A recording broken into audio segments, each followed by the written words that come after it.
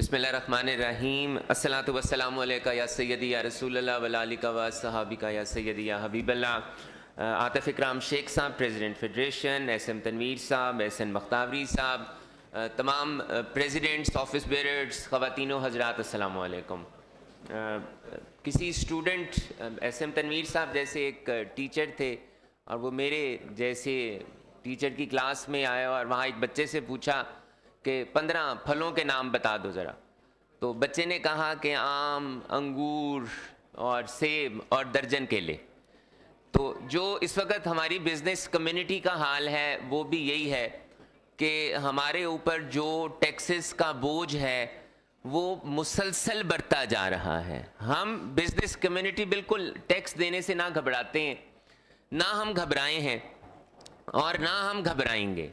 لیکن بات یہ ہے کہ ہمیں ان تمام کنسرنز کو بھی دیکھنا ہوگا کہ جس وقت جس طرح سے ہماری اکانومی، انفلیشن، ڈیویلویشن، ٹھیک ہے کریڈٹ ہمیں دینا چاہیے گورنمنٹ کو کہ گورنمنٹ اگر یہ کہہ رہی ہے کہ 12% پہ ہم اپنی انفلیشن کو لے آئے ہیں، لیکن میں یہ سمجھتا ہوں کہ جب تک ہماری کرنسی اسٹرانگ نہیں ہوگی تب تک ہماری انفلیشن نیچے نہیں آ سکتی، کیونکہ ہمارا فیول جو امپورٹڈ ہے وہ کمپیئر ہماری کرنسی کے ساتھ ہوتا ہے. تو جب تک ہم آلٹرنیٹ انرجی کی طرف نہیں جائیں گے، جب تک ہم سولر کی طرف نہیں جائیں گے، جب تک ہم ہائیڈل کی طرف نہیں جائیں گے، تب تک ہمارے ملک کے اندر انفلیشن کم نہیں ہو سکتی ہے، کیونکہ ہمیں اپنے تمام را مٹیریلز کو باہر سے امپورٹ کرنا پڑتا ہے. اب بات یہ ہے کہ ہماری جتنی بھی پالیسیز ہیں اور جتنے بھی اس بجٹ کے اندر جتنے بھی میئرز لیے گئے ہیں وہ تمام ان لوگوں کے لیے لیے گئے ہیں جو آلریڈی ٹیکس نیٹ کے اندر ہیں. تمام ان ریٹس کو بڑھایا گیا ہے، انہی پہ پریشر اور انہی پہ برڈن زیادہ ڈالا گیا ہے جو ٹیکس نیٹ کے اندر ہے. ہم اگر یہ کہتے ہیں کہ جو یہ نارملی کہا جاتا ہے کہ ریٹیلرز جو ہیں وہ ٹیکس نہیں دیتے ہیں، تو میں اور جو بہت سے لوگ ہیں جو ٹیکس نہیں دیتے، تو میں سوال وہاں پر یہ ضرور کرتا ہوں کہ ہمیں اپنی ان پالیسیز کو بھی دیکھنا ہے کہ کوئی ٹیکس نیٹ کے اندر کیوں نہیں آتا ہے. ہم یہ تو بہت آسانی سے کہہ دیتے ہیں کہ اگلا چور ہے، اگلا ٹیکس نہیں دیتا، لیکن کیا کبھی ہم نے یہ بھی اس کو بھی ہم نے چیک کرنے کی کوشش کی ہے کہ کوئی ٹیکس نیٹ کے اندر کیوں نہیں آتا؟ جب تک ہماری کنسسٹنسی اور کنٹینیوٹی آف پالیسیز نہیں ہوں گی ہمارا ٹیکس بیس نہیں بڑھے گا. جب تک ہم اپنی پالیسیز کو ایسا روز کو ہر دوسرے تیسرے مہینے ہم چینج کرتے رہیں گے ہمارا ٹیکس بیس نہیں بڑھے گا. پہلا سال ہے گورنمنٹ کا، گورنمنٹ کو یہ چاہیے ہے کہ اگر گورنمنٹ ہمارے ٹیکس بیس کو بڑھانا چاہتا ہے تو اگلے 5 سال کا پلان دینا بہت ضروری ہے، جس سے ہمیں یہ پتہ ہو کہ ہماری جو انویسٹمنٹ ہے وہ محفوظ رہے گی. ہمارے جو پالیسیز ہم لے رہے ہیں اس وقت اگر آپ نے 1.5% انٹرسٹ ریٹ کو کم بھی کر دیا ہے تو اس وقت 20.5% پہ کام کرنا کوئی آسان نہیں ہے، اور ڈیویلویشن کا جب تک فیکٹر ساتھ رہے گا تب تک ہمارا بیس نہیں بڑھے گا. ہم یہ کرتے ہیں بار بار، اس دفعہ بھی میں صرف 2-3 ایسا روز کی بات کرنا چاہوں گا. 1842 کا ایسا رول آئے کہ اور اس میں یہ تھا کہ جو ریٹیلرز 236H کے تحت ایڈوانس ٹیکس 1 لاکھ روپیہ دے رہے تھے، ہم نے اس کو کہا کہ آپ اپنے آپ کو پی ایس میں انٹیگریٹ کرا لیں. مجھے تو یہ ایک سمجھ نہیں آتی کہ ہم نے اور ایف بی آر نے جو یہ ایک پکڑ لیا ہے کہ جناب ہر ایک کو پی او ایس میں انٹیگریٹ کرا لینا ہے، تو کیا is it easy to formulate or to form اپنا جو ہمیں سیلز ٹیکس کے جتنی بھی کانسیکوینسز ہیں، کیا ایک ریٹیلر سیلز ٹیکس میں آ سکتا ہے؟ کیا ایک ریٹیلر سیلز ٹیکس کی فارمیلٹیز کو پورا کر سکتا ہے؟ آپ کے تو جتنے ہمارے جو ایس ایم ایز ہیں، جو ہمارے لوگ ٹیکس نیٹ کے اندر ہیں، جو سیلز ٹیکس کے ساتھ کام کر رہے ہیں، وہ ان فارمیلٹیز کو پورا نہیں کر سکتے. تو کم از کم پہلے جو لوگ جو کمرشل میٹرز کی انفارمیشن آپ کے پاس ہے، جو گاڑیوں کی انفارمیشن آپ کے پاس ہے، جو آپ کے پاس پلاٹس کی انفارمیشن آپ کے پاس ہے، آپ پہلے انہیں تو اندر ٹیکس نیٹ کے اندر لے آئیں. اس کے بعد جو لوگ آپ کے جو مینوفیکچررز ہیں آپ ان کے مطابق پالیسیز کو بھی چینج کریں. ہمیں سمجھ آتی ہے بات، لیکن جب آپ کا اتنا بڑا کوشن ہے جو ٹیکس نیٹ کے اندر ہی نہیں ہے، جب تک آپ انہیں نہیں لائیں گے یہ تب تک کیسے ہوگا؟ پھر میں SRO 350 کی بھی بات کرنا چاہوں گا. آپ یہ کہتے ہیں کہ سیلز ٹیکس نیٹ کے اندر سارے آ جائیں، تو جو سیلز ٹیکس کے اندر اس وقت ہیں ان تمام کی ریٹرنیں رکی پڑی ہیں کہ جب تک سبسیکوینٹ آپ کا سیلز ٹیکس کا سپلائر اپنی ریٹرن کو سبمٹ نہیں کرے گا، آپ کا جو اگلا والا سیلز ٹیکس کا جو رجسٹرڈ پرسن ہوگا وہ اپنی سیلز ٹیکس کی ریٹرن کو سبمٹ نہیں کر سکے گا۔ تو دیکھیں جب اگر آپ اس طرح کے قوانین بنائیں گے تو آپ تو ان لوگوں کو ٹیکس نیٹ سے باہر نکال رہے ہیں جو آلریڈی ٹیکس نیٹ کے اندر ہے۔ اب اس وقت جو اب نیا آیا ہے جو ریٹیلر، اب ہوا کیا ہے کہ سارے کا سارا پریشر مینوفیکچررز کے اوپر آ گیا ہے۔ ایک تو مینوفیکچرر جو لوکل مینوفیکچررز ہیں جو ایکسپورٹ نہیں کرتے، ان کی مارکیٹ کون سی ہے؟ ان کی مارکیٹ ریٹیلرز ہیں، ان کی مارکیٹ ہول سیلرز ہیں، ان کی مارکیٹ ڈیلرز ہیں، ڈسٹریبیوٹرز ہیں، وہ ان کی مارکیٹ ہے، انہوں نے ان کو بیچنا ہے۔ اب انہوں نے پہلی بات تو ایسے شخص کو جو انکم ٹیکس میں رجسٹر ہے، ایسا ریٹیلر سیلز ٹیکس کا قانون اسے رجسٹرڈ ہی کنسیڈر نہیں کرتا۔ پہلا مینوفیکچرر کے اوپر جو برڈن آتا ہے وہ 4% کا آتا ہے جو وہ اپنی پاکٹ سے پے کرتا ہے، اور جو مینوفیکچرر ہے اس کی کاسٹ بڑھ جاتی ہے۔ دوسرا 0.5% وہ منیمم ٹیکس پے کرتا ہے جس کو اب 2.25% کر دیا گیا ہے۔ پہلے جب دسمبر میں تھا، میں پالیسیز کی بتا رہا ہوں کہ ریپڈلی چینج کس طرح سے ہو رہی ہیں۔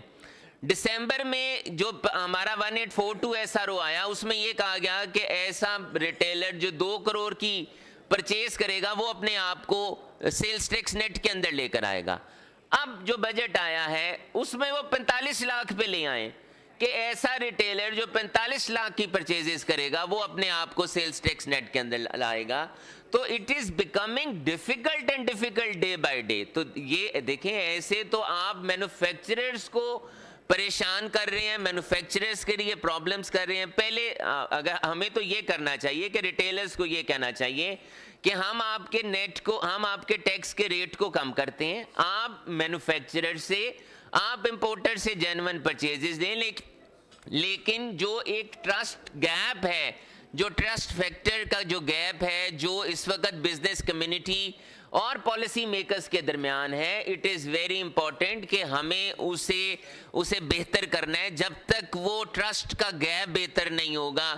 اور ایک اور بات جو بہت ضروری ہے، ہم ہمیشہ ٹیکس کے نیٹ کو بڑھانے کی بات کرتے ہیں، ہماری تمام پالیسیز آتی ہیں کہ آپ ود ہولڈنگ کے ریٹ کو بڑھا دو، آپ سیلز ٹیکس کو بڑھا دو۔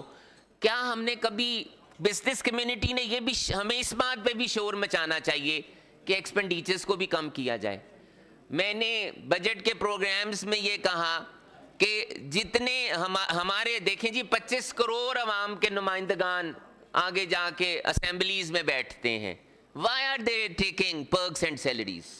جب وہ ہمیں ریپرزینٹ کرتے ہیں تو وہ کس بات کی سیلریز اور پرکس لیتے ہیں؟ کیا ہم چیمبر کے پریزیڈنٹس کوئی پرکس لیتے ہیں؟ کیا ہم کوئی بینیفٹس لیتے ہیں؟ When they represent 25 crore people, آپ ایک ایکسپینڈیچر کو کم کریں۔ ہم آئی پی پیز کی بات کیوں نہیں کرتے؟ Why are we afraid of the I P Ps? ایسے آئی پی پیز جو ہمارے یہاں پر لوکل انویسٹرز ہیں، ہم ان سے تو بات کر سکتے ہیں نا، آپ نہ کریں بات چائنیز سے۔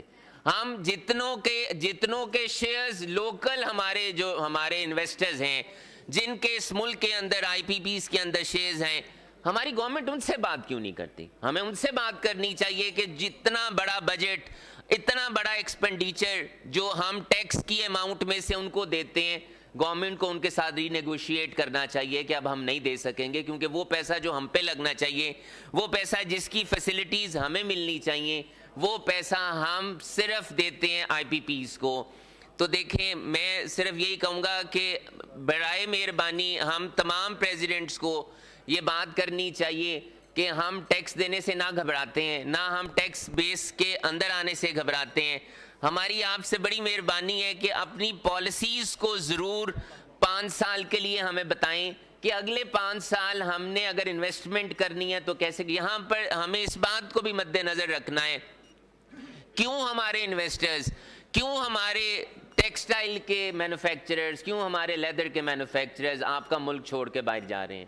کیوں وہ بنگلہ دیش جا رہے ہیں؟ کیوں وہ دبئی جا رہے ہیں؟ کیوں ایسی چیز میں انہیں وہ بینیفٹس مل رہے ہیں کہ وہ اپنی انڈسٹریز کو وہاں اٹھا کر لے کر جا رہے ہیں؟ ہمارے بہت پوٹینشیل ہے یہاں پر، کوئی اس میں دو رائے نہیں ہے، لیکن پلیز اگر جو لوگ یہاں پر ہیں ہمیں برین ڈرین کو روکنا ہے, ہمیں ایسی پالیسیز بنانی ہے کہ جو انڈسٹری یہاں پر چل رہی ہے خدا را اس کو چلنے دیں.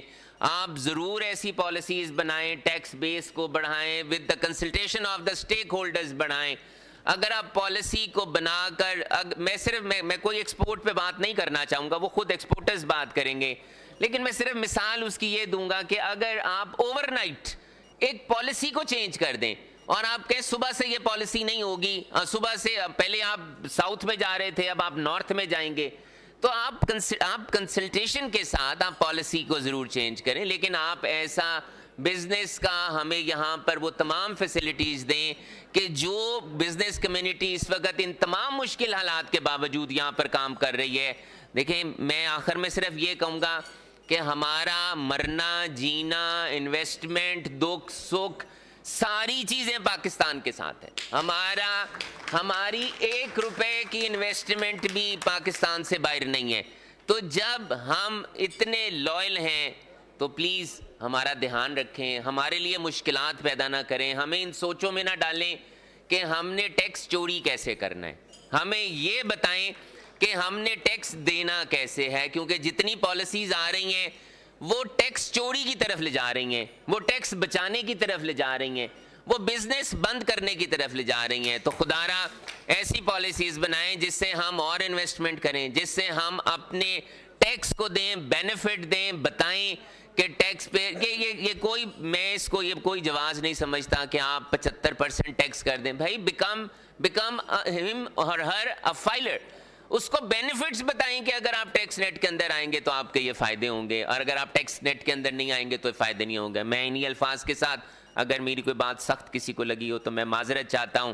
اللہ تعالی ہم سب کا حامی و ناصر ہو. یہ پاکستان بننے کے لیے بنا تھا, انشاءاللہ یہ پاکستان قائم رہے گا.